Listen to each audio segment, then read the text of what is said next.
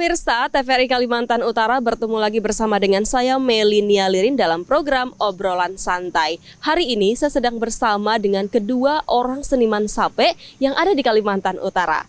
Halo Mas, apa kabar? Kabar baik. Ya, kabar baik. Dengan Mas siapa? Nama saya Ari. Ya, Mas Ari. Untuk nama lengkapnya Ari Mokhtari, tapi biasa dipanggil Ari. Oke, Ari Mokhtari biasa dipanggil dengan Mas Ari ya? Iya. Masnya? Perkenalkan, nama saya Mikael, biasa sebutan di teman-teman gitu Mikel gitu. Mikel ya? Ya, Mikel. Oke, dengan Mas Ari dan Mas Mikel. Ya. Oke, Mas, tadi kita sudah melihat performa dari Mas Ari dan Mas Mikel memainkan alat musik sape ini, dan memang rasanya adem banget ya kalau kita mendengarkan alat musik sape ini. Kalau boleh tahu Mas, sejak kapan sih Mas Ari dan Mas Mikel mulai belajar memainkan alat musik sape ini? Kalau saya sendiri ini, kalau saya ingatnya tuh tahun 2019. Jadi ini sudah masuk ke 2 tahun kalau tidak salah. Jadi ya seperti itulah, kita otodidak. Otodidak ya? Kita dengar dari teman gitu aja sih. Oh begitu. Kalau Mas Arinya? Kalau saya lupa ingat sih, cuman kalau nggak salah itu sekitar tahun 2014 itu baru mengenal sape yang tradisi. Yang tradisi itu kan yang 3 string. Oh iya. Ya, kalau ini kan yang modern. Nah, waktu itu coba-coba belajar main yang tradisi. Begitu sudah lumayan bisa lah ya main tradisi. Jadi kita lanjut pada tahun 2017 untuk belajar main sape yang seperti ini. Sape yang bisa untuk cover. Ini mungkin sebutannya tepatnya sape modern ya. Nah, 2017 itu belum terlalu paham sih.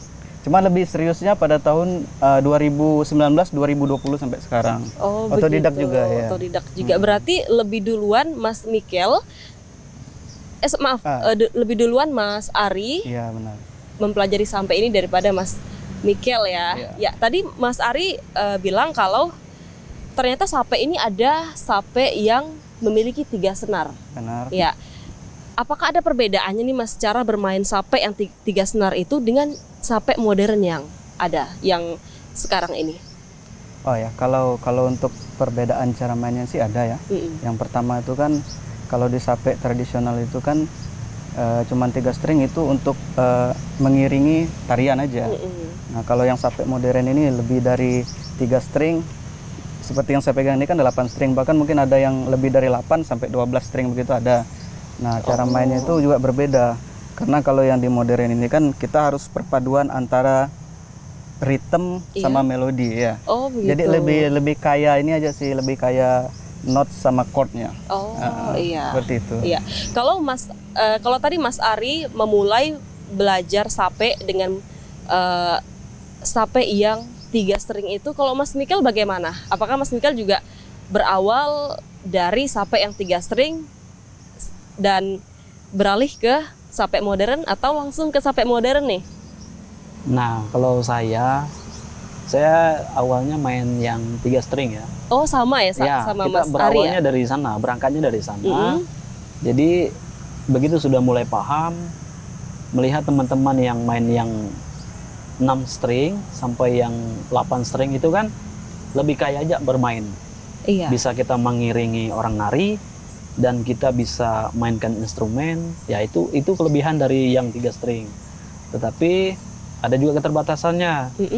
Dia itu kalau dia memang dia di C, misalnya Do sama dengan C, itu nggak bisa ke G. Gitu. Jadi ini khusus ritmenya C aja, C.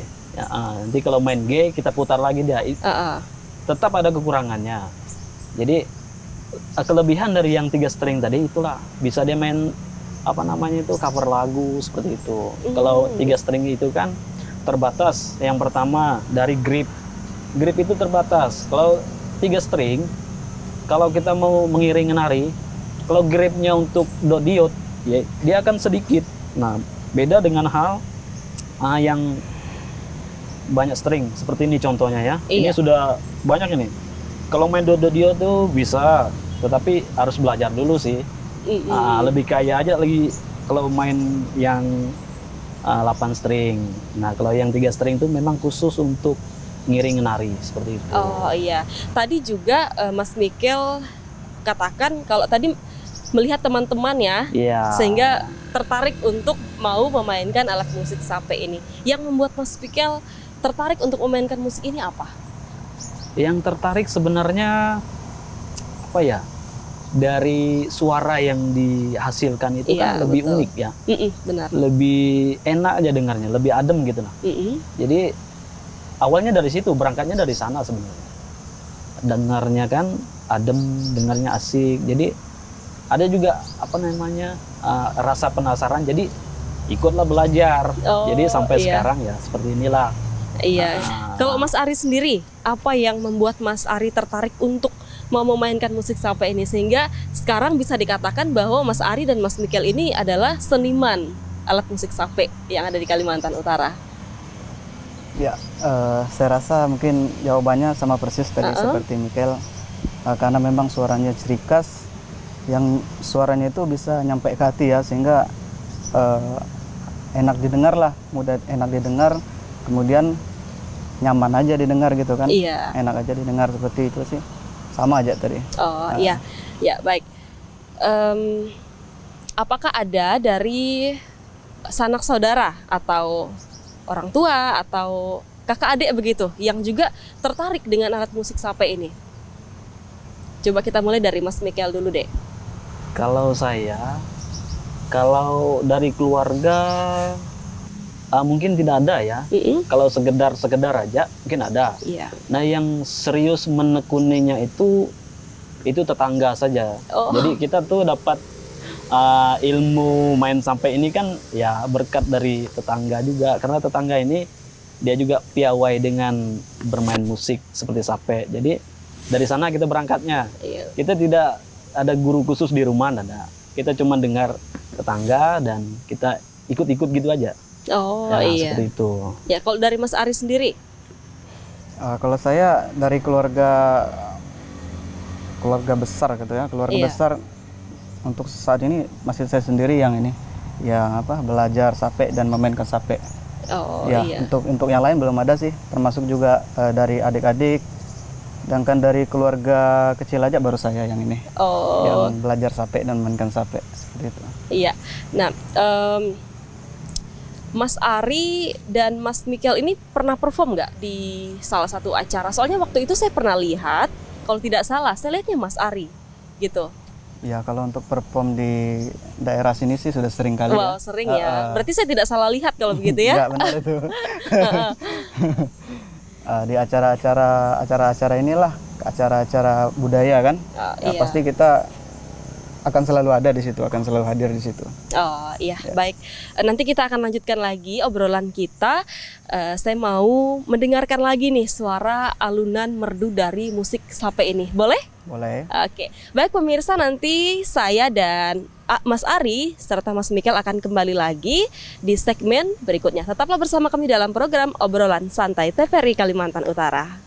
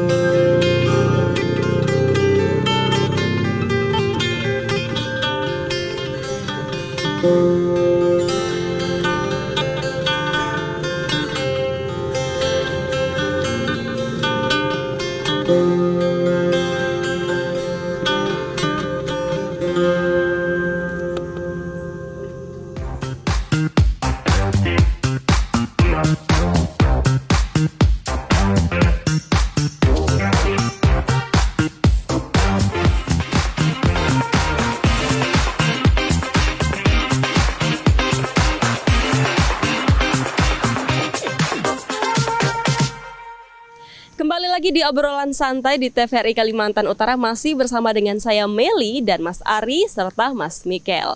Ya Mas, tadi kita sudah mendengarkan instrumen sape yang baru saja dimainkan. Apa nih judul instrumennya?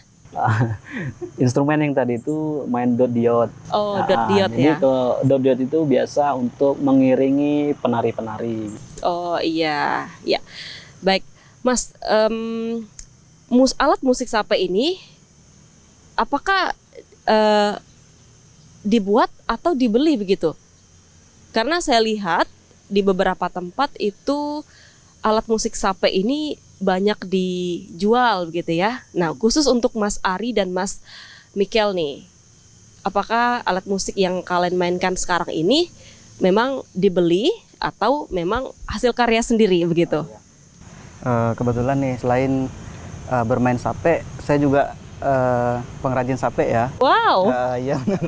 Jadi untuk sape yang kita pegang ini kita buat sendiri, ya seperti itu. Jadi bahan-bahannya ini kan tertentu sih. Yang paling bagus itu kalau bahasa kita di sini kayu adau. Kalau Mas Mikel sendiri? Kalau kita sebagai pembuat juga, sebagai pemain juga iya. Jadi bahan yang paling bagus itu sama seperti yang teman saya sebutkan, itu kayu adau ya. Kayu adau. Kayu adau tuh yang paling bagus lah. Oh baik. Untuk proses pembuatan alat musik sape ini membutuhkan berapa lama sih Mas?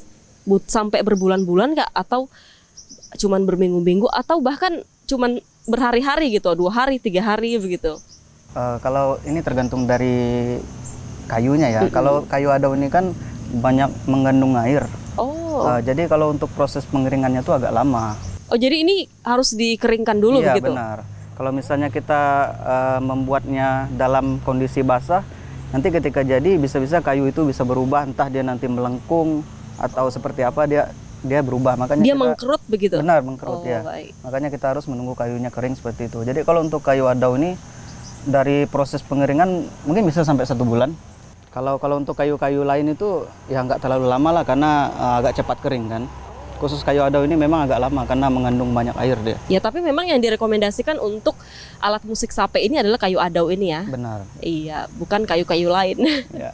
Atau mungkin kalau kita pakai kayu lain mungkin suaranya mungkin lebih aneh atau cempreng atau bagaimana gitu ya? Enggak sih, enggak terlalu aneh lah. Cuman kan lebih kepada kualitas si kayunya. Oh iya. Kalau untuk memakai kayu yang jenis lain sih aman-aman saja, karena kan sekarang kita bisa pakai pengeras suara. Jadi apapun jenis kayunya bisa kita gunakan. Asal jangan inilah terlalu lembut lah kan, sedang-sedang aja. Iya, tapi tergantung selera kita lah yang mana yang kita suka seperti itu juga. Ya, tapi apakah tidak mempengaruhi suaranya, hasil suara yang dikeluarkan nanti kalau kita misalnya menggunakan kayu selain kayu adau? Kalau sekarang kan kita pakai pengeras suara. Jadi kalau untuk hasil suara saya pikir sama aja. Kecuali kalau kita menggunakan tabung resonansi, suara dari tabung resonansi mungkin itu sangat pengaruh dari kualitas kayu itu. Iya. Nah, untuk memainkan satu instrumen yang seperti tadi kita sudah dengarkan bersama, apakah butuh latihan khusus untuk menghasilkan instrumen yang sempurna seperti itu, Mas? Untuk menghasilkan instrumen yang bagus tentunya harus belajar dulu ya. Kita tidak langsung main, langsung bagus. Enggak. Kita ada tahap-tahapnya, ada proses-proses yang harus dilalui. Jadi harus belajar pelan-pelan. Kalau memang dia paham apa namanya itu notasi dengan nada-nada, kalau sudah paham dengan itu, kemungkinan ya tidak terlalu lama untuk belajar itu. Jadi harus belajar dulu tentunya ya. Tidak harus langsung main, langsung bisa, tidak bisa. Dia harus ada tahap. Oh iya. Itu. Paling untuk Mas Mikel dan Mas Ari kecil itu mah gitu ya? Enggak juga kecil, lah, karena harus belajar gitu. juga. Karena kita ini kan otodidak juga, nggak ada guru khusus, jadi harus belajar pelan-pelan juga itu. Oh oke. Tadi Mas Ari juga bilang bahwa Mas Ari merupakan seorang pembuat dan seorang pemain alat musik ini juga ya. Saya penasaran nih, untuk alat musik seperti sape ini harganya berapa begitu?